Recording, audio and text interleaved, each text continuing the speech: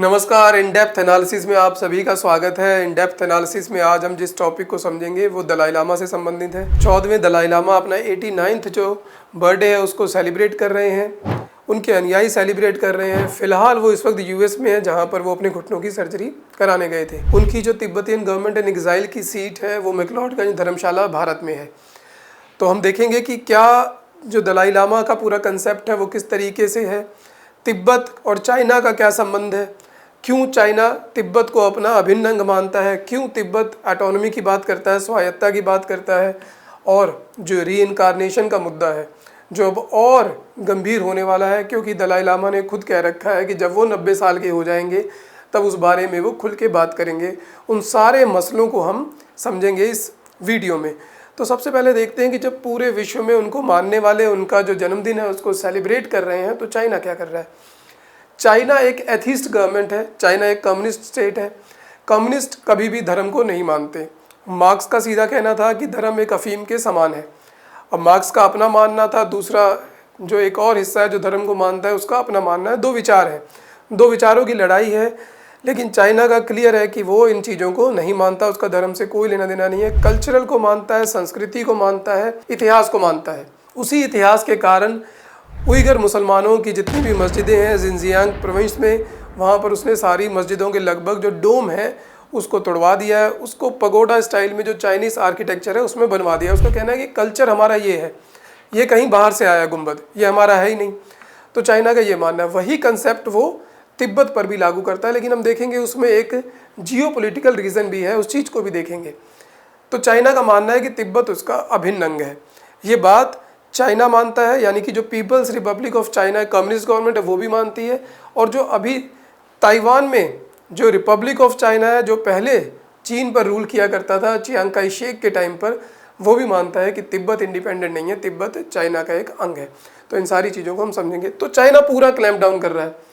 China का मानना है कि ऐसी कोई भी चीज़ नहीं होनी चाहिए कि जो कि दलाई लामा को सेलिब्रेट किया जाए। वो दलाई लामा को एक सेपरेटिस्ट लीडर मानता है, अलगाववादी मानता है। उसका कहना है कि वो तिब्बत को भड़का के अलगाववाद की राजनीति को हवा दे रहे हैं। उसने वहाँ यूएस के वीज़ा भी बैन किया है ताकि कोई उनसे मिलने ना जा सके, और तमाम तरीके की वो प्रतिबंध लगाता रहता है। कल्चरल जो चेंजेस है उसको करता है, पॉपुलेशन को ट्रांसफ़र कर रहा है, जो हैन चाइनीज़ है उनको तिब्बत में, ताकि पॉपुलेशन की मिक्सिंग हो जाए। और इसी चीज़ के लिए पीछे जो यूएस डेलीगेशन है वो भारत में आता है ताकि इन चीज़ों को रोका जा सके। तो अब देखते हैं कि जो तिब्बतियन बुद्धिज़्म है उसका जो फैलाव है वो किन किन क्षेत्रों तक है। तो बुद्धिज़्म का जन्म तो भारत में होता है ईसा 600 शताब्दी में, यानी कि आज से 2600 साल पहले। उसके बाद उनके शिष्यों में मनमुटाव होते हैं, टीचिंग्स को लेकर ये विवाद होते रहते हैं, सभी संप्रदायों में होते हैं। आगे जाकर डिवीज़न सब डिवीज़न होती चली जाती हैं जैसे जैसे नए लोग उसमें शामिल होते हैं। तो यही बुद्धिज़्म में होता है। दो बड़ी ब्रांचेस में बढ़ जाता है, महायान और हीनयान। हीनयान कहा जाता है जो ओरिजिनल टीचिंग्स हैं उसको लेकर चलते हैं, और महायान में थोड़े बहुत चेंजेस हैं। तो महायान का ही आगे जाकर एक रूप बनता है जब तिब्बत वाले क्षेत्र में पहुंचता है वज्रयान, जिसमें तंत्र वगैरह भी शामिल हो जाता है। उसी वज्रयान का आगे का रूप है जो तिब्बतियन बुद्धिज़्म है, जिसको ये दलाई लामा वाला पूरा कंसेप्ट जिसमें अप्लाई होता है। तो इसका जो क्षेत्र है वो देखें, पूरे तिब्बत में तो है ही, चाइना के भी काफ़ी पार्ट में है, और भारत का और भूटान का जो पूरा हिमालय क्षेत्र है उसमें भी है, यानी कि लद्दाख, उत्तराखंड, नेपाल का ऊपर वाला हिस्सा, सिक्किम, भूटान और अरुणाचल प्रदेश, यहाँ पर भी इसको मानने वाले लोग हैं। और वहीं मंगोलिया और चाइना का जो इनर मंगोलिया है उसमें भी। तो बहुत बड़ा क्षेत्र है जो तिब्बतियन जो बुद्धिज़्म है उसको मानता है, और चाइना एक एथिस्ट स्टेट है। अगर हम मैप के हिसाब से देखें तो 50-50 की बात है, यही सारा खेल है। इसीलिए चाइना नहीं चाहता कि तिब्बतियन जो गवर्नमेंट है वो आध्यात्मिक तरीके से उस प्रकार चले जिस तरीके से सदियों से चली आ रही थी। तो जो 14वें दलाई लामा है, तो दलाई लामा शब्द का मतलब क्या है। दलाई का मतलब है ओशियन, समुद्र, बहुत ज़्यादा ज्ञान हो जाना, और लामा का मतलब है गुरु, जिसको ज्ञान की प्राप्ति हो गई है। तो दलाई लामा का शाब्दिक अर्थ हुआ कि जिनके पास ज्ञान की बहुत ज़्यादा मात्रा है, समुद्र है वो ज्ञान का, संपूर्ण ज्ञान की प्राप्ति हो चुकी है। तो दलाई लामा को जो चुनने की प्रथा है वो भी बड़ी यूनिक है।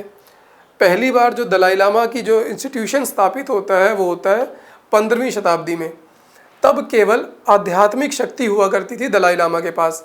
लेकिन 5वें दलाई लामा के बाद यानी कि 1642 के आसपास उनके पास आध्यात्मिक के साथ लौकिक शक्तियाँ भी उनके पास आ जाती हैं, जिसको अंग्रेजी में कहा जाता है spiritual and temporal power in a single person.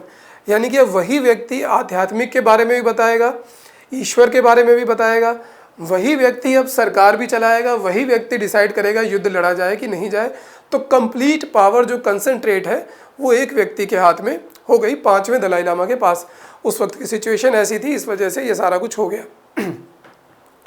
और ये सारा कुछ कंटिन्यू रहता है 2011 तक, 14वें दलाई लामा तक। 2011 में 14वें दलाई लामा जो अभी हैं, उन्होंने कहा कि जो टेम्पोरल पावर है, जो पॉलिटिकल पावर है, इसको कैरी करने के लिए आज के मॉडर्न युग में अब दलाई लामा सक्षम नहीं है। इसको डिवॉल्व कर दिया गया, इलेक्टेड गवर्नमेंट चुनी जाती है, अब वो पॉलिटिकल काम देखते हैं और दलाई लामा का काम केवल स्पिरिचुअल काम रह गया, अध्यात्म से रिलेटेड रह गया। तो जो 14वें दलाई लामा हैं उनको कैसे चुना गया, क्योंकि वो भी एक बहुत इम्पॉर्टेंट बात है। तो जब 13वें दलाई लामा महानिर्वाण की प्राप्ति करते हैं 1933 में, उसके 2 साल बाद तक जो उनका पूरा प्रोसेस है, रिलीजियस है, रिचुअल है, साइंस है, उनके सहारे ढूंढा जाता है, ट्रेल किया जाता है कि कहाँ पर उनकी जो आत्मा है वो गई होगी पुनर्जन्म के लिए। तो नॉर्थ ईस्ट तिब्बत में एक जगह पर 2 साल के बच्चे जो कि अब दलाई लामा है उनको मिलते हैं। उनको देखकर लगा कि यही है जिनके अंदर वो आत्मा आई होगी। तो उसके बाद उनको फॉर्मली लिया जाता है, फिर उनकी एजुकेशन कराई जाती है। और महज वो अभी 14-15 साल के थे कि 1949 में कम्युनिस्ट गवर्नमेंट चाइना में जीत जाती है और उसी समय वो तिब्बत में भी इन्वेजन कर देते हैं, वहाँ पर हमला कर देते हैं। 15 ही साल के थे, अभी उनकी एजुकेशन भी पूरी नहीं हुई थी। उसी बीच उनको पूरी पॉलिटिकल पावर भी दे दी जाती है। उसके बाद उनके नाम पर वहाँ पर संधि हो जाती है, जिनको दलाई लामा स्वयं नहीं मानते। वो संधि हो जाती है जिसके द्वारा मान लिया जाता है कि तिब्बत और चाइना में एक संधि हो गई है, हम ठीक है आपके साथ रहेंगे। उसी बीच वो भारत भी आते हैं, भारत का दौरा भी करते हैं, नेहरू से भी मिलते हैं, साथ में झाओ मिनलाई भी थे। तो ये सब काम चलता रहता है। लेकिन 1959 बड़ा इम्पॉर्टेंट ईयर है। 1959 में दलाई लामा की जो फॉर्मल एजुकेशन है वो पूरी हो रही थी, अर्थात अब वो संपूर्ण जो ज्ञान था उसको प्राप्त करने वाले थे।